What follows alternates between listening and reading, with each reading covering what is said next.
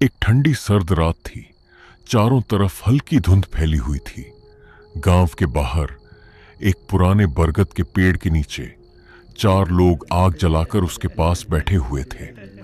रितेश, दिनेश, विजय काका और गोलू चारों आग की गर्मी लेते हुए इधर उधर की बातें कर रहे थे। रात का माहौल बहुत शांत था।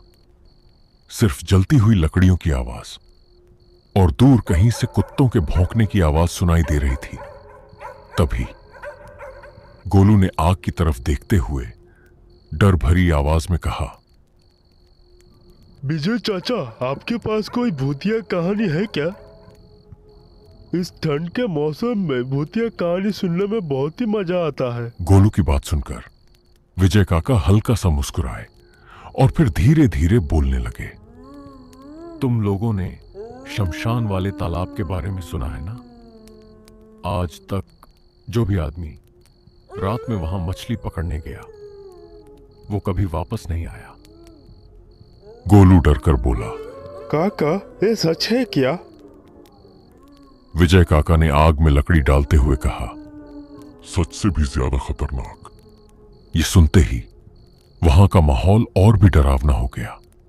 कुछ साल पहले गांव में अनिल नाम का एक मछुआरा रहता था। अनिल एक प्रकार का जिद्दी और निडर इंसान था। वह किसी की बात नहीं मानता था। उस रात भी भारी बारिश और अंधेरी हवाओं के बीच वह अपने कंधे के ऊपर जाल लेकर शमशान तालाब की तरफ जाने लगा। अरे अनिल बेटा, इतनी रात को शमशान वाले तालाब के उधर मत जा। उसे तालाब की कहानी तो सुना है ना? सुना है उधर भूत रहता है। गांव वाले उसे रोकते रहे, लेकिन अनिल हंसते हुए बोल, अरे चाचा, आप खामोखाई चिंता कर रहे हो। भूत प्रेत कुछ भी नहीं होता है। आप समझ क्यों नहीं रहे हो? वह फिर से चलने लगा। जब वह सड़क पर चल रहा था तो उसे दूर लोमड़ियों की आवाज सुनाई दे रही थी। कुछ देर तक चलने के बाद आखिरकार वह तालाब के पास पहुंच जाता है। वह पहले तालाब के इधर उधर देखता है कि कहां पर पहले जाल फेंके। तभी उसे एक तालाब के किनारे छोटी सी नाव दिखाई देता है। अनिल उस छोटी सी नाव लेकर तालाब के बीच में जाने लगता है।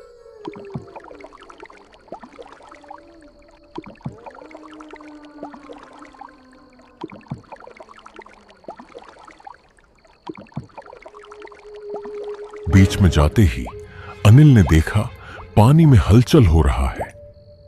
वह सोचा कि कोई बड़ी मछली होगा। वह उसे नजरअंदाज कर देता है।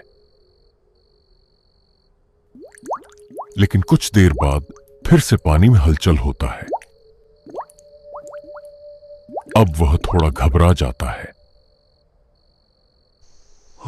लेकिन उसे नहीं पता था कि उस रात तालाब के अंदर कोई उसका इंतजार कर रहा था। जैसे ही अनिल ने तालाब में जाल फेंका, अचानक पानी में हलचल होने लगी। कुछ ही सेकंड बाद पानी के अंदर से एक सफेद हाथ बाहर निकला। अनिल जोर से चीखा, लेकिन उसकी आवाज उस डरावनी रात में कहीं खो गई। अगली सुबह तालाब के किनारे सिर्फ उसका फटा हुआ जाल मिला, लेकिन अनिल कभी वापस नहीं आया। गोलू ये कहानी सुनकर बुरी तरह डर गया।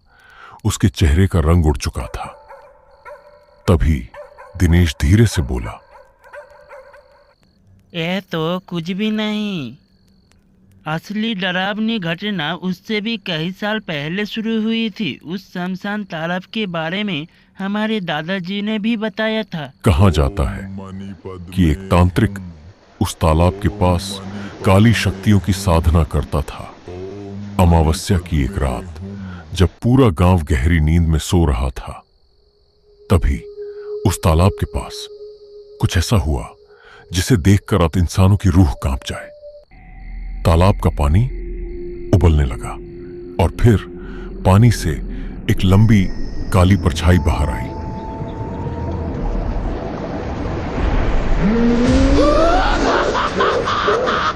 अगली सुबह तांत्रिक की लाश मिली, लेकिन उसका सिर गायब था।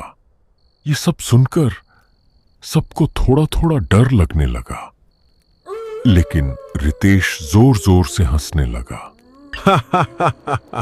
तुम लोग बेवजह डरते हो, ये सब अंधविश्वास है और कुछ नहीं। नहीं तो देख लेना तुम लोग। विजय काका ने हैरानी से पूछा। मतलब? रितेश आत्मविश्वास से बोल। आज रात उसी तालाब में मछली पकड़ कर दिखाऊंगा और तुम सब लोग देख लेना। तू पागल हो गया है क्या? लेकिन रितेश हंसते हुए बोला। भूत नहीं होते, ये सब अंधविश्वास है। उस रात गांव के सभी लोग अपने घरों में सो चुके थे, लेकिन आधी रात को दिनेश के घर की खिड़की पर किसी ने धीरे धीरे दस्तक दी। दिनेश बाहर आ, दिनेश बाहर आ। दिनेश उस समय गहरी नींद में सो रहा था। शोर सुनकर वह उठा और दरवाजा खोलने गया। दिनेश डरते हुए बाहर निकला और देखा रितेश हाथ में जाल लेकर खड़ा था। दिनेश चल, जल्दी चल, समय हो गया है। मुझे अच्छा नहीं लग रहा, मैं नहीं जाने वाला, और तू भी मत जा। डर गया क्या? चल चल, जल्दी चल चल। मैं उसके साथ चल पड़ा।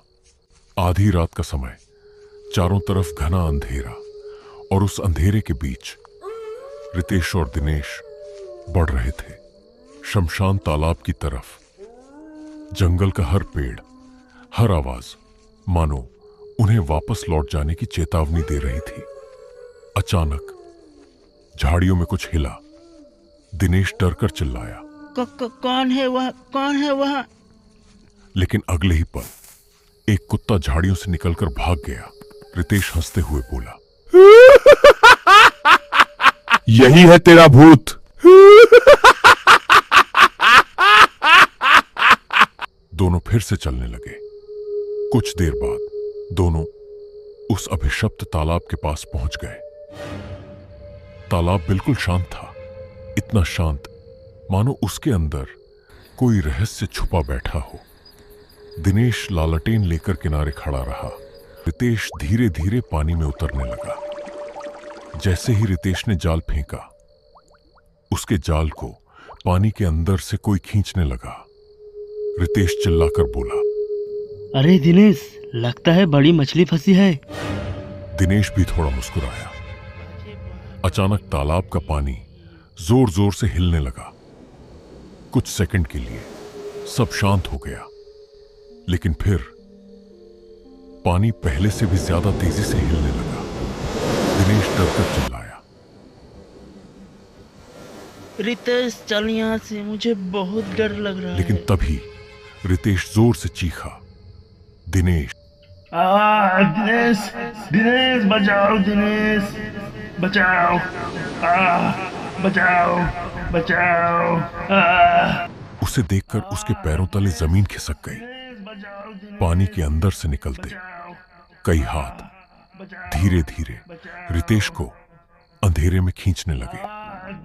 रितेश जोर जोर से चीख रहा था, लेकिन उस रात उसे बचाने वाला वहां कोई नहीं था। कुछ ही सेकंड में रितेश तालाब के अंदर गायब हो गया और फिर तालाब दोबारा शांत हो गया।